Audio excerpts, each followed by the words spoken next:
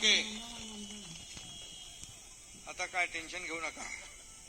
तुमचा टॅक्स कमी झालेला आहे, पाणी आलेलं आहे, सोयी सुविधा मिळालेल्या मिळतील, रस्ते होत आहेत. आणि त्यामुळे लोकांना काय पाहिजे? सोयी सुविधा पाहिजे. लोकांचं जीवनमान बदललं पाहिजे. भाऊ झाला, पद येतात पद जातात, सत्ता येते सत्ता जाते, परंतु नाव गेलं की पुन्हा येत नाही, बाळासाहेब सांगायचे. आणि म्हणून नाव जपलं पाहिजे. मला सगळ्यात मोठं पद, या करोडो लाडक्या बहिणींचा लाडका भाऊ, ही ओळख मला सगळ्या पदांपेक्षा मोठी आहे.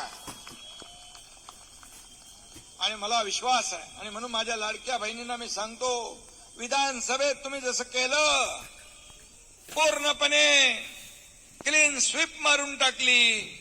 आपल्या घरच्या सगळ्या मेंबरला, माझ्या लाडक्या भावांना पण सांगितलं, आता काय ऐकायचं नाही या टायमाला, एकनाथ भाऊचंच ऐकायचं.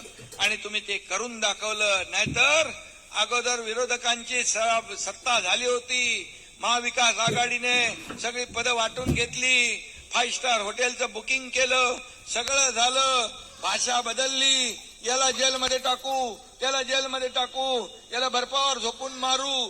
पण माझ्या लाडक्या बहिणी आणि भावांनी त्यांचं सगळं 5 स्टार हॉटेल बुकिंग रद्द करून टाकलं आणि त्यांना घरी पाठवलं. असंच काम तुम्हाला विनंती करायला मी आलेलो आहे. ही तुमची नवीन नगर परिषद आहे आणि मी जे बोलते ते करतो. तुम्हाला किती आतापर्यंत पैसे दिले बापू? 6.5